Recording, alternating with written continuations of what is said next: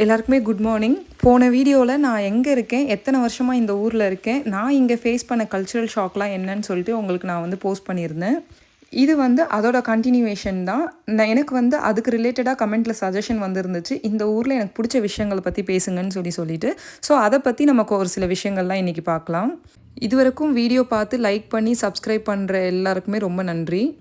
இந்த விலாகில் எடுத்த வீடியோ வந்து பார்த்திங்கன்னா ஒரு 2 டேஸோட வீடியோ. 2 வீடியோவையும் சேர்த்து நான் வந்து பார்த்திங்கன்னா போஸ்ட் பண்ணியிருக்கேன்.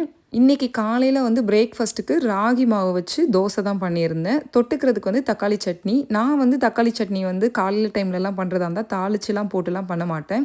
நான் அப்படியே அவசர அவசரமாக சாப்பிட்டுடுவேன். லஞ்சுக்கு வந்து பார்த்திங்கன்னா ஏர் ஃப்ரைட் சிக்கன் பண்ணியிருந்தேன். இந்த ஏர் ஃப்ரைட் சிக்கனோட மேக்னேஷனில் வந்து நான் கர்ட் வந்து டாமினேட்டிங்காகவும் மசாலா வந்து கம்மியாகவும் போட்டு மேக்னேட் பண்ணியிருந்தேன். நேற்று நைட்டே மேக்னேட் பண்ணி நான் ஃப்ரிட்ஜில் வச்சிட்டேன். ஸோ நைட்டே நம்ம கர்ட் போட்டு மேக்னேட் பண்ணோன்னா நெக்ஸ்ட் டே வந்து சிக்கன் வந்து நல்ல டெண்டராக இருக்கும். கரெக்டான டெம்பரேச்சரில் ஸ்டோர் பண்ணுங்கள். நான் வந்து மீட் கவுண்டரில் ஸ்டோர் பண்ணுறதுனால அது கரெக்டான டெம்பரேச்சரில் கெட்டு போகாமல் இருக்கும். அதே மாதிரி இந்த சிக்கனை வேக வைக்கும் போது 20 மினிட்ஸ் ஒரு சைடு, இன்னொரு 20 மினிட்ஸ் இன்னொரு சைடு. மீன்வைல் நடுவில் இருக்க அந்த 10 நிமிஷத்தில் திருப்பி போட்டு நம்ம வேக வச்சுக்கணும். சைட்ஸ்க்கு வந்து பார்த்திங்கன்னா பொட்டேட்டோவை கட் பண்ணி அதையும் ஏர் ஃப்ரையரில் வந்து போட்டு ஃப்ரைஸ் மாதிரி எடுத்துக்கிட்டேன். ஆனால் இதை வந்து டைரெக்டாக ஏர் ஃப்ரையரில் போட்டு நம்ம ஃப்ரைஸ் மாதிரி எடுக்கிறோம் அப்படின்னா அது ரொம்ப வந்து பார்த்திங்கன்னா காஞ்சி போன மாதிரி வரும். ஆனால் அதுவே நம்ம வந்து ஒரு 1 மினிட் வந்து நம்ம அந்த ஸ்டார்ச்லாம் போகிற வரைக்கும் கொதிக்க வச்சு எடுத்துகிட்டு அப்புறம் நம்ம வந்து ஏர் ஃப்ரையரில் போட்டு எடுத்தோன்னா நல்லா ஃப்ரைஸ் மாதிரி வரும். ஸோ இந்த ஊரில் எனக்கு பிடிச்ச விஷயங்கள் என்ன அப்படின்றத நான் அங்கங்கே ஷேர் பண்ணுறேன்.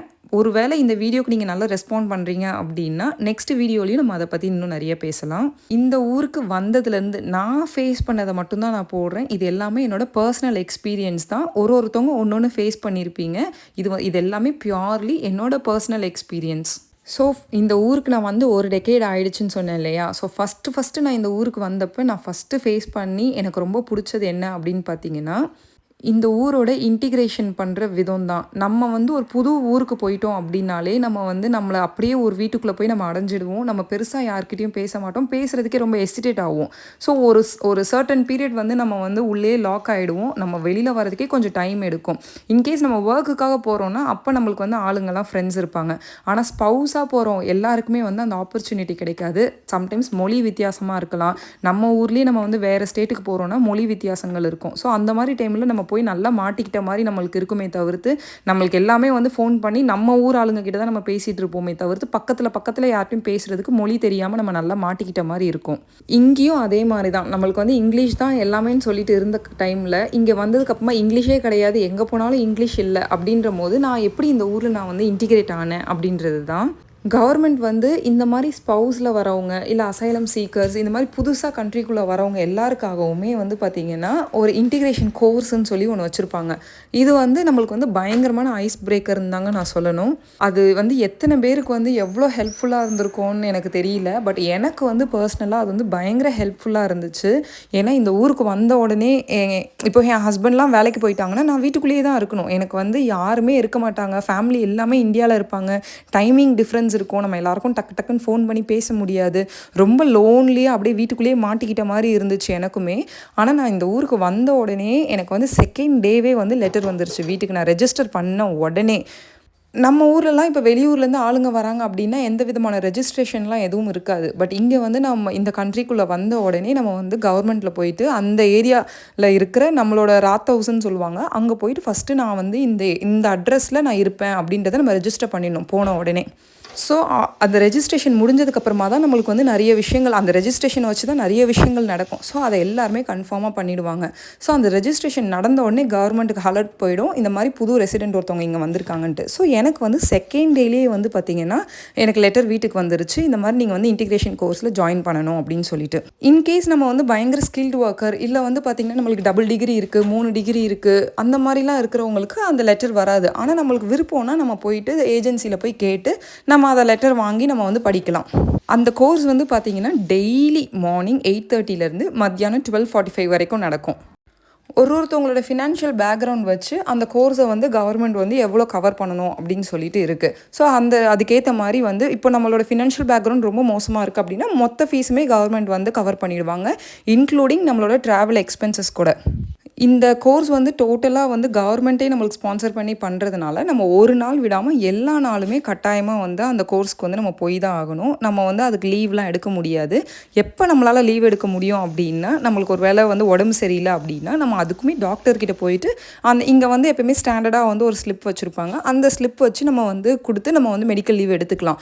ஆனால் நம்ம இன்டிகிரேட் ஆகணும்னு முடிவு பண்ணிட்டோம் அப்படின்னா, முடிஞ்ச அளவுக்கு அந்த லீவ்ஸ்லாம் எதுவுமே இல்லாமல் நம்ம போயிட்டு வந்தோம் அப்படின்னா நம்ம சூப்பராக இன்டிகிரேட் ஆயிடலாம். நம்ம புது ஊரில் நம்மளுக்கு ஃப்ரெண்ட்ஸ் யாருடா கிடைப்பாங்க, நம்ம புதுசாக எல்லாத்தையும் புது ஐடென்டிட்டி க்ரியேட் பண்ணணும் அப்படின்னும் போது நம்மளுக்கு வந்து அங்கே நிறைய ஃப்ரெண்ட்ஸ் வந்து நம்மளுக்கு கிடைப்பாங்க. அது மூலிமா நம்மளுக்கு நிறைய ஜாப் ஆப்பர்ச்சுனிட்டிஸும் கிடைக்கும். மெயினாக எப்படி நம்ம இந்த ஊரோட மொழி கற்றுப்போம் அப்படின்னு பார்த்தீங்கன்னா, வரவங்க எல்லாருமே வேறு வேறு ஊர்லேருந்து வரவங்கன்றதுனால எல்லாருக்குமேலாம் இங்கிலீஷ் தெரியாது. ஸோ அதனால் இன்னொன்று ஸ்கூலில் வந்து பார்த்திங்கன்னா யாருமே இங்கிலீஷ் பேச மாட்டாங்க. ஸோ நம்மளுக்கு இங்கிலீஷ் தவிர்த்து வேறு எந்த மொழியும் தெரியாது அவங்களோட கம்யூனிகேட் பண்ணும்போது. அவங்களுக்கு இங்கிலீஷ் தெரியாதுன்னும் போது நம்ம கம்யூனிகேட் பண்ண போகிற ஒரே மொழி வந்து இந்த ஊர் மொழியாக தான் இருக்கும். ஏன்னா அதை தான் நம்ம எல்லாருமே ஈவனாக படிச்சுட்டு இருக்கிறதுனால. ஸோ எல்லோரும் ஒருத்தர் கம்யூனிகேட் பண்ணியே வந்து அந்த 6 மாதத்தில் நம்ம வந்து அந்த லாங்குவேஜை நல்லாவே கற்றுப்போம். நம்ம வந்து அந்த ஆப்பர்ச்சுனிட்டி நம்ம தான் நம்மளுக்கு க்ரியேட் பண்ணிக்கணும். நம்ம அங்கேயும் போயிட்டு ஒரு ஜோனில் உட்காந்துட்டு இருந்தால் நம்மளால் அதை பண்ண முடியாது. பட் இன்கேஸ் நம்ம வந்து ஃப்ரெண்ட்ஸ்லாம் பிடிச்சிட்டோம் அப்படின்னா நம்மளுக்கு வந்து நல்லாவே இந்த லாங்குவேஜை பேசி நம்ம கம்யூனிகேட் பண்ணி நம்ம வந்து பார்த்திங்கன்னா இந்த லாங்குவேஜை நல்லா கற்றுக்கலாம்.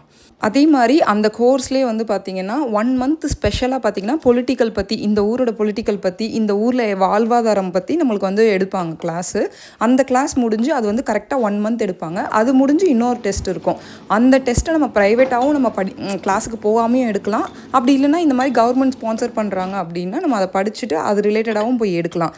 அந்த டெஸ்ட்டு முடிச்சாதான் நம்மளுக்கு வந்து ஃப்யூச்சரில் இன்கேஸ் நம்மளுக்கு இங்கே சிட்டிசன்ஷிப் வேணும்னா அந்த சர்டிஃபிகேட் நம்மளுக்கு ரொம்ப இம்பார்ட்டண்ட். இது வந்து ஃபஸ்ட்டு டாபிக் எனக்கு பிடிச்ச விஷயங்களில். மீன்வைல் இன்றைக்கி லஞ்சில் நான் டெசர்ட்க்கு வந்து பார்த்திங்கன்னா இந்த 1 மினிட் மைக்ரோவேவ் சாக்கோலாவா கேக் பண்ணி எடுத்துகிட்டு போயிருந்தேன். இந்த சாக்கோலாவா கேக் வந்து ரொம்ப ரொம்ப சிம்பிள் தான்.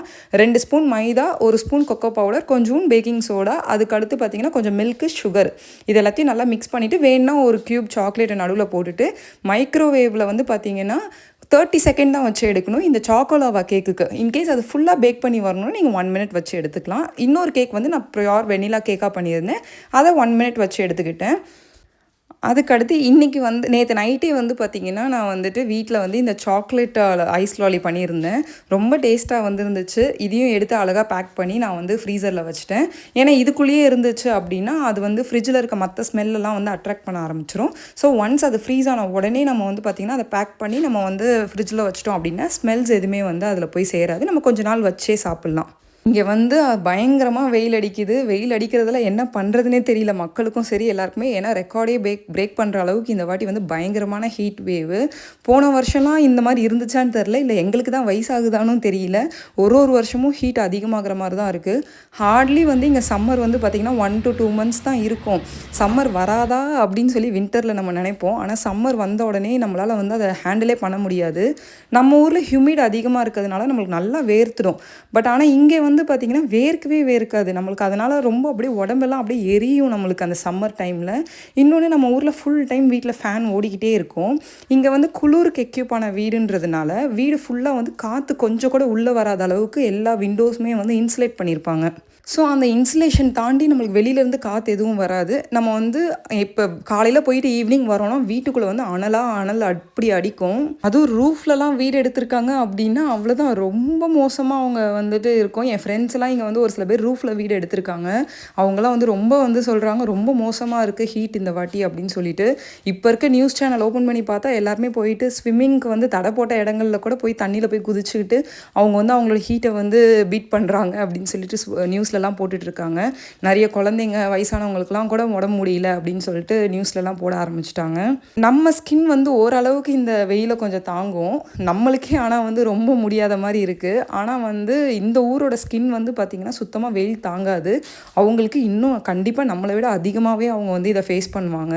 ஸோ இது நெக்ஸ்ட் டே விலாகு. நாங்கள் வந்து ஒரு வீடு பார்த்துட்ருக்கோம். அந்த வீடுக்கு வந்து பார்த்திங்கன்னா கான்ட்ராக்ட் வந்து சைன் போடணும் அப்படின்னு சொல்லிட்டு நாங்கள் போயிட்டுருக்கோம். ஏன்னா நாங்கள் வீடு மாற வேண்டிய சிச்சுவேஷன் இருக்குது இப்போது.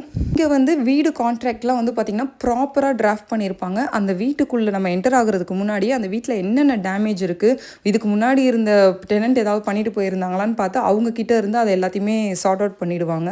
அப்படி இல்லைனா ஏதாவது சின்ன டேமேஜ் இருந்தால் கூட அதை வந்து கான்ட்ராக்டில் மென்ஷன் பண்ணியிருப்பாங்க. ஸோ நம்ம வீடை விட்டுட்டு போகும்போது அதை வந்து வந்து நம்ம தான் பண்ணோன்னு சொல்லி அதை சொல்ல மாட்டாங்க. ஒரு சின்னதாக கீறல் இருக்குது, ஒரு சின்ன ஸ்க்ராச்சஸ் இருந்தால் கூட அந்த கான்ட்ராக்டில் வந்து அது மென்ஷன் பண்ணியிருப்பாங்க. அதே மாதிரி இந்த ஊரில் நம்ம வீட்டுக்குள்ளே போகிறதுக்கு முன்னாடி எதர் பெயிண்ட் அடிக்கணும், இல்லைனா விட்டுட்டு வரதுக்கு முன்னாடி பெயிண்ட் அடிக்கணும். அவங்க வந்து நம்மளுக்கு பெயிண்ட் அடித்து வீடை நம்மக்கிட்ட ஹேண்ட் ஓவர் பண்ணியிருந்தாங்க அப்படின்னா நம்ம போகும்போது பெயிண்ட் அடித்து கொடுத்துட்டு தான் போகணும். இல்லை அதே மாதிரி தான் இருக்குது அப்படின்னா நம்ம அப்படியே ஹேண்ட் ஓவர் பண்ணிடலாம். அந்த டாக்குமெண்ட்டில் எல்லாத்தையுமே கிளியராக மென்ஷன் பண்ணியிருப்பாங்க. நம்ம கையிலேருந்து நம்ம வந்து நம்ம ஊர் மாதிரி இதுக்கு கழிஞ்சிருச்சு அதுக்கு கழிஞ்சிருச்சுன்னு வாயிலெல்லாம் சொல்ல மாட்டாங்க. ரெண்டாவது விஷயம், வீடுங்களை பற்றி பேசுகிறதுனால ரெண்டாவது விஷயம் சொல்கிறேன். என்னென்னா, இந்த ஊரில் எல்லாருக்கிட்டையுமே லயபிலிட்டி இன்சூரன்ஸ் இருக்கும். முக்கால்வாசி 80% எல்லாருமே லயபிலிட்டி இன்சூரன்ஸ் வச்சுருப்பாங்க. அது ஏன் அப்படின்னா, இப்போ நம்ம இந்த மாதிரி டெனண்ட்டாக போகிறோம் ஒரு வீட்டுக்கு அப்படின்னும் போது அந்த வீட்டில் ஏதோ ஒரு விஷயத்தை நம்ம டேமேஜ் பண்ணிட்டோம், நம்மளுக்கு தெரியாமல் ஆக்சிடென்டெல்லாம் நடந்துருச்சு, வேணும்ட்டே கிடையாது, ஆக்சிடென்டெல்லாம் நடந்துருச்சு அப்படின்னா அந்த ஆக்சிடென்டெல்லாம் நடந்த விஷயத்தை நம்ம ஃபோட்டோ எடுத்து நம்ம வந்து லயபிலிட்டி இன்சூரன்ஸ்க்கு அனுப்பணும் அப்படின்னா நம்ம கையிலேருந்து நம்ம எதுவும் பே பண்ண தேவையில்லை. லயபிலிட்டி இன்சூரன்ஸே வந்து நம்மளுக்கு அதை சார்ட் அவுட் பண்ணி கொடுத்துரும். ஃபார் எக்ஸாம்பிள், நம்ம ஒரு வீட்டுக்கு போகிறோம், அந்த வீட்டில் ஈரம் நிறைய சேர்ந்து ஏதோ அங்கங்கே பாசி பிடிச்சிருச்சு அப்படின்னா இந்த ஊரில் அது வந்து ரொம்ப ரொம்ப இம்பார்ட்டன்ட். வீட்டுக்குள்ளே வந்து பாசியே இருக்கக்கூடாது. ஏன்னா அது வந்து அவங்களுக்கு வந்து செஸ்ட் கன்ஜஷன் கொடுக்கும் அப்படின்றதுனால அது ரொம்ப வந்து இம்பார்ட்டண்ட்டாக பார்ப்பாங்க. ஸோ அதுக்கு லாவே இருக்குது. நம்ம டெய்லி காலையில் ஒரு வாட்டி, மத்தியானம் ஒரு வாட்டி, ஈவினிங் ஒரு வாட்டி கிராஸ் வென்டிலேட் பண்ணணும் வீடை ஃபுல்லாக அப்படின்னு சொல்லிட்டு. ஸோ அதை மீறி மோல்டு வந்துருச்சு அப்படின்னும் போது நம்ம லயபிலிட்டி இன்சூரன்ஸ் கிட்ட சொல்லலாம், நான் வந்து இந்த வீடை வந்து டேமேஜ் பண்ணிவிட்டேன், எனக்கு இதை கவர் பண்ணுங்கன்ட்டு. அது எவ்வளோ காஸ்ட்டாக இருந்தாலும் அது வந்து அவங்க கவர் பண்ணுவாங்க. ஸ்டார்டிங்கில் சின்ன அமௌண்ட் நம்ம பே பண்ணுற மாதிரி இருக்கும். இந்த ஊரில் எல்லாத்துக்குமே இன்சூரன்ஸ் இருக்குது. இந்த லயபிலிட்டி இன்சூரன்ஸே வந்து பார்த்திங்கன்னா இந்த மாதிரி டெனண்ட்டாக இருக்கிறவங்களுக்கு மட்டும் கிடையாது. நம்ம ஃப்ரெண்ட்ஸ் வீட்டுக்கு எங்கேயாவது போகிறோம், அப்போ ஆக்சிடென்டெல்லாம் ஃபார் எக்ஸாம்பிள் டிவியை உடச்சிட்டோம், இந்த மாதிரி விஷயங்கள் கூட அந்த இன்சூரன்ஸ் வந்து கவர் பண்ணிடும். இப்போ நம்ம ஊரில் தான் யார் வீட்டுக்காவது நம்ம ஏதாவது போய் உடச்சிட்டோம் அப்படின்னா அவங்களும் கேட்க முடியாது, நம்மளும் வந்துட்டு அஃபோர்ட் பண்ண முடியாத சிச்சுவேஷனில் இருப்போம். பட் இங்கே வந்து எல்லாத்துக்குமே இன்சூரன்ஸ் இருக்கிறதுனால நம்ம அதை பற்றிலாம் கொஞ்சம் ஃபீல் பண்ண தேவையில்லை. அப்புறம் இன்னொரு பிடிச்ச விஷயம் என்னன்னு பார்த்தீங்கன்னா, இந்த மாதிரி சிட்டி சென்டர் இப்போ நான் காட்டுற வீடியோவில் அந்த இடம்லாம் அங்கே வந்து பார்த்திங்கன்னா கார்ஸ்லாம் பெருசாக போகவே போகாதுங்க. கார்ஸ்லாம் இல்லாமல் நிறைய வந்து பார்த்திங்கன்னா ஃபுல்லாக வாக்கிங் ஸ்ட்ரீட்டாக தான் இருக்கும். ஸோ மக்களுக்கும் அது வந்து டிஸ்டர்பன்ஸாக இருக்காது. நம்மளும் வந்து பார்த்திங்கன்னா ஃப்ரீயாக வாக் பண்ணிவிட்டு போயிட்டு வரலாம். மக்களுக்கு வந்து பார்த்திங்கன்னா அந்த கார்ஸ் வந்து அந்த ஹார்ன் அடிச்சுக்கிட்டு அந்த மாதிரிலாம் இருக்காது. ஷாப்பிங் ஏரியாலாம் நம்மளுக்கு நல்லாவே பீஸ்ஃபுல்லாக இருக்கும் எல்லாமே. ஆனால் அதுக்குன்னு வந்து அங்கே வந்து கமிட் பண்ணவே முடியாது. நம்ம வந்து 1 கிலோமீட்டர் 2 கிலோமீட்டர் நடக்கணும் அப்படிலாம் கிடையாது. ஒருவேளை நம்ம காரில் போகிறோம் அப்படின்னா அங்கே நிறைய பார்க்கிங் பிளாட்ஸ் இருக்கும், பார்க் பண்ணலாம். இல்லை இப்போ நான் காட்டுற மாதிரி அதெல்லாம் ட்ரெயின் ஸ்டேஷன், அது அண்டர் கிரவுண்ட்லேருந்து வரும்.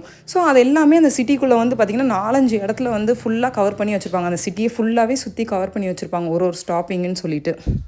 ஸோ அதுக்குள்ளே போகிறதுக்குலாம் ஈஸியாக இருக்கும். அதே மாதிரி ரோட்டில் இந்த மாதிரி கன்ஸ்ட்ரக்ஷன் பண்ணியிருக்காங்க அப்படின்னா அதெல்லாம் ப்ராப்பராக கவர் பண்ணி டஸ்ட்லாம் இல்லாத அளவுக்கு மக்களுக்கு வந்து எந்த விதமான டிஸ்டர்பன்ஸும் இல்லாத மாதிரி தான் அந்த கன்ஸ்ட்ரக்ஷன் எல்லாமே நடக்கும்.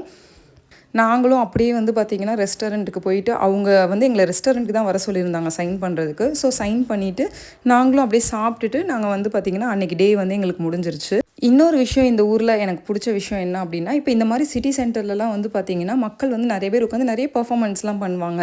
கிட்டார் வாசிக்கிறதா இருக்கட்டும், மியூசிக்கல் ஏதாவது பண்ணுறதா இருக்கட்டும், இல்லை டான்ஸாக இருக்கட்டும், ஜக்லிங்காக இருக்கட்டும், நிறைய விஷயங்கள் வந்து அந்த சிட்டி சென்டரில் நடக்கும். ஆனால் இது எல்லாத்துக்குமே வந்து பார்த்திங்கன்னா ப்ராப்பராக அவங்க வந்து அந்த ஏரியா ராத் ஹவுஸில் போயிட்டு அவங்க வந்து எல்லாமே ரெஜிஸ்டர் பண்ணிவிட்டு அப்புறமா தான் வந்து அதை பெர்ஃபார்ம் பண்ண முடியும். ஒருவேளை அவங்க வந்து அதை வந்து ரெஜிஸ்டர் பண்ணாமல் பெர்ஃபார்ம் பண்ணுறாங்க அப்படின்னா இதை வந்து நான் வந்து நேராக விட்னஸ் பண்ண ஒரு இன்சிடெண்ட் இது. ஸோ போலீஸ் வராங்க அப்படின்னா அவங்க வந்து வெயிட் பண்ணுவாங்க அந்த பெர்ஃபார்மன்ஸ் முடிகிற வரைக்கும். அவங்களுக்கு அவ்வளோ ரெஸ்பெக்ட் பண்ணிவிட்டு அந்த பெர்ஃபார்மன்ஸ் முடிஞ்சதுக்கப்புறமா தான் அவங்க போயிட்டு அவங்கக்கிட்ட வந்து பேசுவாங்களே. அதுவும் பேசுகிறதுனா சும்மா இல்லைங்க, அட்லீஸ்ட் ஒரு மணி நேரமாவது மாறி மாறி பேசிக்கிட்டே தான் இருப்பாங்க. நம்ம ஊர்லலாம் வந்து போலீஸ்னால் நம்ம வந்து எதிர்த்து பேசவே முடியாது. பட் இங்கே அப்படி கிடையாது. எல்லாருமே வந்து பார்த்திங்கன்னா ஈக்குவல் அப்படின்ற மாதிரி இங்கே நல்லாவே ட்ரீட் பண்ணுவாங்க. ஆக்சுவலி இதை பற்றி பேசுகிறதுக்கே நிறைய இருக்குது. ஆனால் இந்த வீடியோ இதோட முடியுது. இந்த வீடியோக்கு நீங்கள் எப்படி ரெஸ்பாண்ட் பண்ணுறீங்கன்னு பார்த்துட்டு நான் வந்து அடுத்த வீடியோவில் இன்னமும் நிறைய ஷேர் பண்ணுறேன். இந்த வீடியோ பிடிச்சிருக்கான்னு கமெண்ட்டில் சொல்லுங்கள். உங்களுக்கு வேறு ஏதாவது டாபிக் பற்றி பேசணும்னு நீங்கள் நினைக்கிறீங்கன்னா அதையும் எனக்கு கமெண்ட்டில் சொல்லுங்கள். அதை பற்றி நம்ம பேசலாம். இன்னொரு வீடியோவில் பார்க்கலாம்.